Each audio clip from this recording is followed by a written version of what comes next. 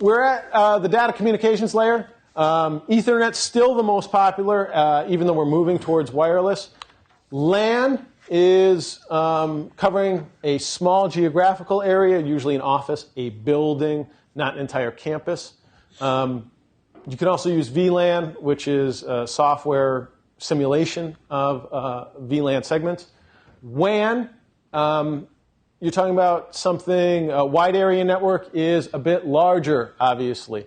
You want to cover a campus. You want to cover a city. Has anyone heard of the current technology they're talking about using for entire cities? Mesh networks. Yeah, pretty cool stuff, isn't it? What are they going to do with those? Try to do a wireless mesh network so you can only set up wireless around the entire city. They can actually put the transmitter up on top of buildings and spread it out for, was it 50 miles or some ludicrous amount? Yeah. It's like cell phone coverage for wireless. Pretty awesome. There are different kinds. If you go back, you can consider public switch telephone networks as a WAN.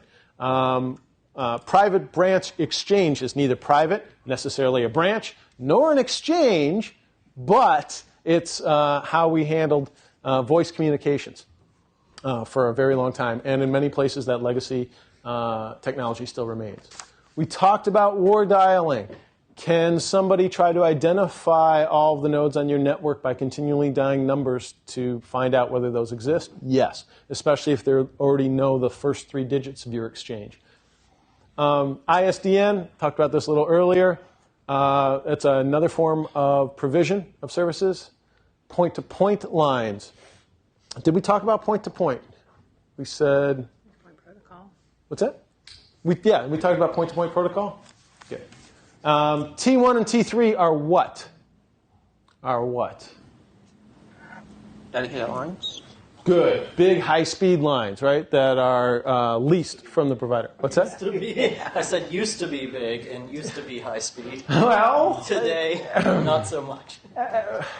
Why you say that? Wait a second. I still think... T3 to its house. Yeah, exactly. I probably have like 5 T3s or T1s to my house. What does that cost you? A T1 was like 5 megabits or something. I got 15 for Comcast. Really? Isn't T1 only 1.5 megabits? T1's 1.5. All right, look. So you have 10 T1s. You know... All right, fine. And in Europe, it's E's, okay? All right. Go back to your 90s. You're so fine. You know what I really am? I am thrilled. I live out in the sticks, and what I pay for DSL is obscene. It's yeah. Okay. OCI 1, OCI 12. What are those? Gregory, help us out. Optical carrier. Say again? Optical carrier. Optical carrier. Over fiber? I have no idea. Okay, good. DSL, digital switch. That's your home use over PSTN. Cable modem. Who uses cable modems? Wait, you said DSL is digital switch? No, digital subscriber line. Did I say digital switch? Yeah. I apologize. Thank you for catching that. DSLs, digital subscriber line. That's a home use of PSTN.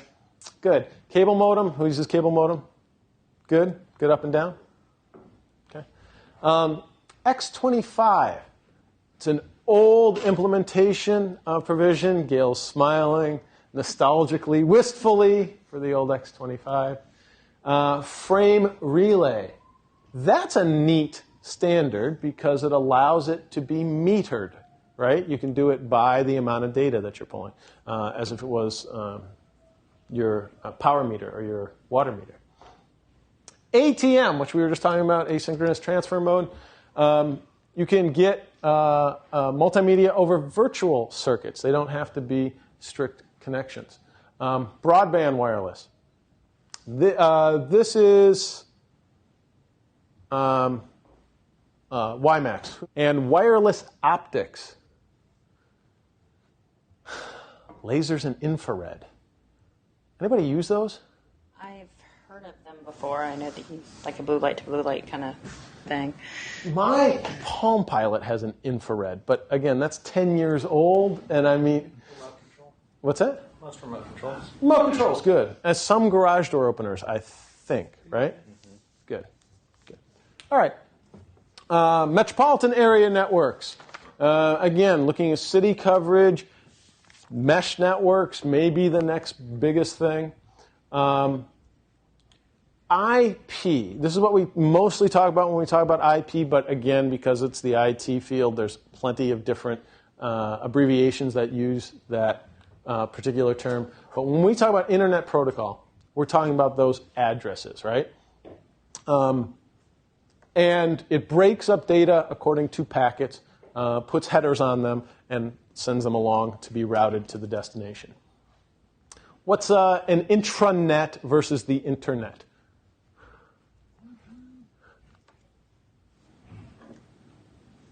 Yeah, okay. Internet's usually in your organization. Good. Yes, it's trusted devices, trusted nodes, while the internet is broad and open to the world. Good. DHCP. Why don't you have the same IP address for every device all the time? Depends on how long your DHCP lease is. Okay. You lost me. Why? Well, what I'm saying is, it's like my laptop could always constantly have the same address that's given through DHCP, depending on how long the lease is or how DHCP server is actually set up. No. Okay. Good. Networks own different parts of the network. Yeah, you might own only so much of an IP range, and you might want to configure your range in such a fashion that you know that this segment has these addresses assigned, and this one has these assigned, and you want to pick those and assign those to those specific devices. Good. Who signs the lease? Who determines the duration of the lease? The administrator. Good. And why might that be refreshed occasionally? Well, so you don't leave the address out forever. Good. Because those devices aren't going to remain in the field forever, right? Good. Routers. Routers sit between networks as opposed to a switch. Why would you use a router instead of a switch? Because of... Oh, God. Ask somebody else. My brain's not working. Router instead of switch. Move from one network to another? What's that? So in order to move from one network to another? Can't a switch sit between networks? Could you apply more logic on a router? Good. Yeah. Router's a more sophisticated device. It's got more rule sets that you can add to it. Firewalls. Speaking of rule sets, firewall is going to prevent traffic between networks. Why in the world would you want to do that? Because you don't want certain kinds of traffic. You don't want certain traffic going from certain places to other places. You don't want hostile traffic, right? Different ways that you can filter. By address or by service. These are two good examples. How do you determine what addresses to filter? How do you determine what rules to add to your firewall? Depends on what you want to do. Okay. Why would you block certain addresses? Because they've been known bad actors. Good. Excellent. Are there... this is going to be a tricky question.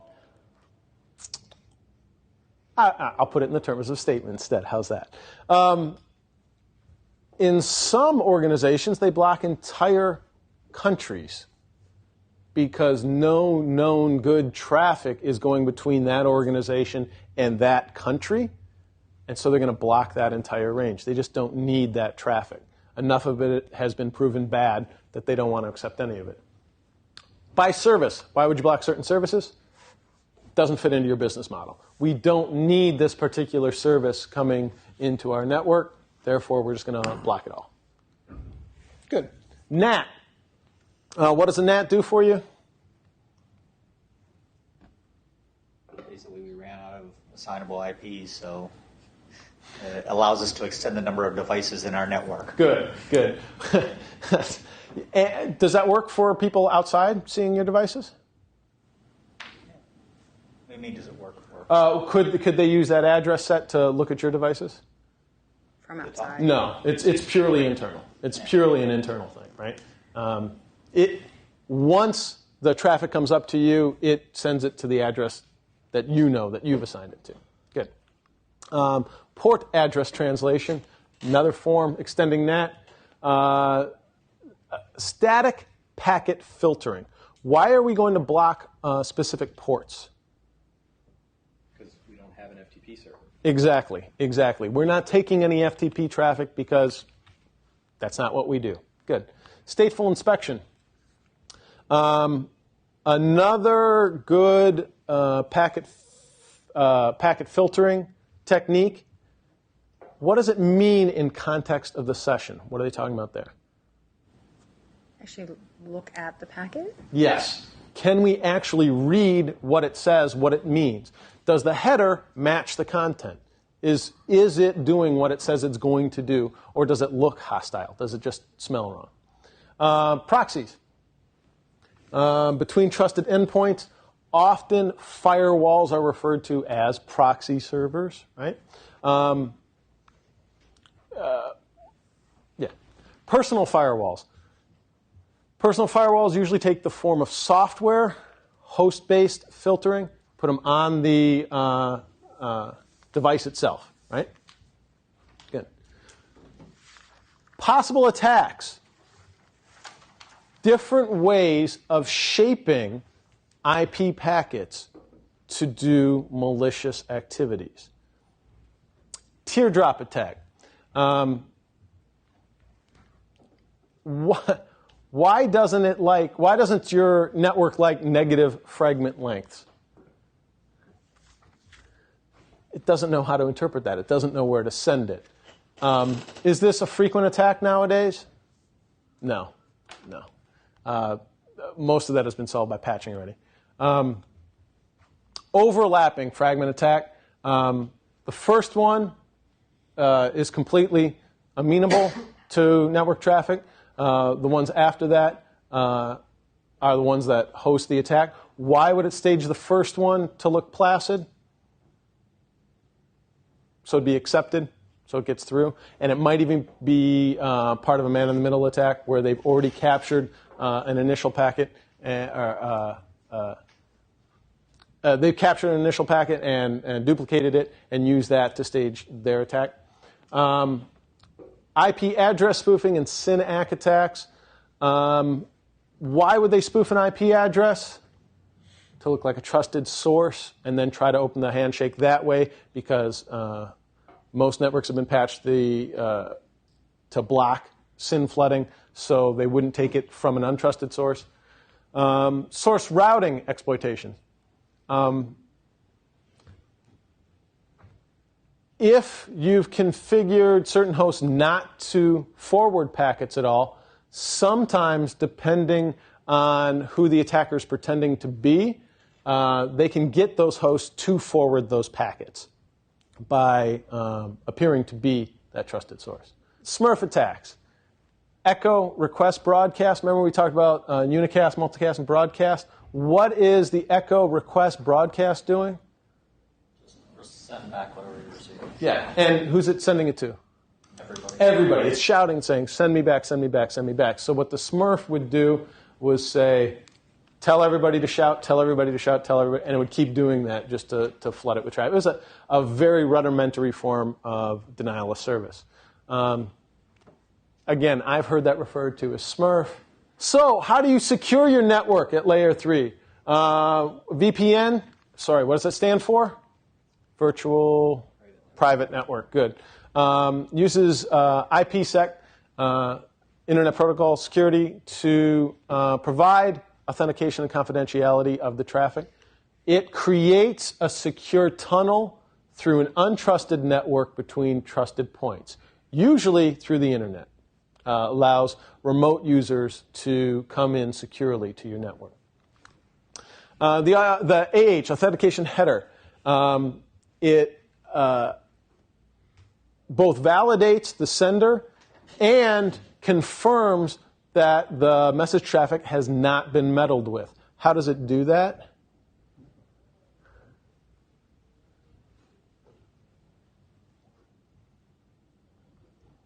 How does it do that? What does it include? Huh? Checksum. Checksum. Good. Encapsulating security payload encrypts the IP packets. Actually change them from plain text into ciphertext. So even if they're intercepted, the traffic can't do anything. How do they get from one place to another if they've been encrypted? The data is encrypted. The header is not. Very good. Good. Excellent. Transport mode and tunnel mode. End-to-end protection. Header and packet are the payload of a new header and packet. Basically, you take the header and packet and wrap it with another one. Put another one on top of it, right? And add a new header to it. Internet key exchange. That essay should be capitalized, sorry. Internet key exchange is two-phase exchange of security associations. It's the validation saying, I am who I say I am. How are we going to exchange those things? You are who you say you are. I am who I say I am. How are we going to pass those along in a secure manner? Another extension of IPsec is high assurance internet protocol encryptor. Another way of changing from plain text to ciphertext. Secure shell, or SSH, allows remote login, file transfer, and command execution remotely in a secure fashion. SSL or TLS VPN. This goes on your browser. It's a plugin that you can add to your browser technology to create a VPN through the browser itself. It handles the secure tunnel. And in the tunneling, we talked about point-to-point tunneling protocol. You're creating that secure connection between those endpoints, but it doesn't have that two-factor authentication. It's not looking for identification. It's creating the secure tunnel through encryption and the header itself. Layer 2 tunneling protocol allows dial-up. We talked about ICMP when it came to the Smurf and Fraggle attacks. Talking about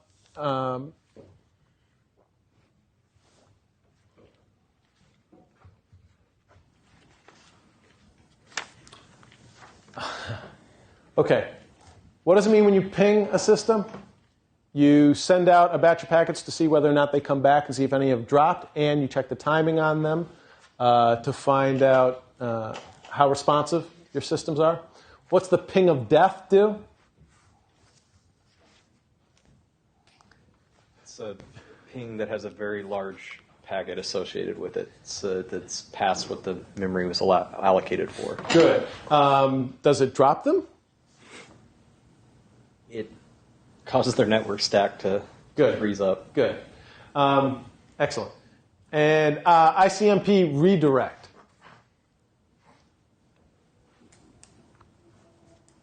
If it's a tool used by administrators to actually change the routing, but if it can be used by an attacker, they can change the routing to one of their own destination, or they can take control. Ping scanning. If you can use a ping to find out if packets have dropped or not, you can do the same thing just all the way along a network, trying to hit a whole bunch of different addresses to detect nodes. If they echo back, then you know they exist. That becomes a viable target later on.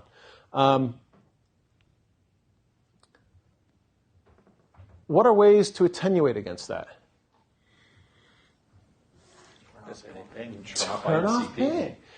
Does that make your job harder?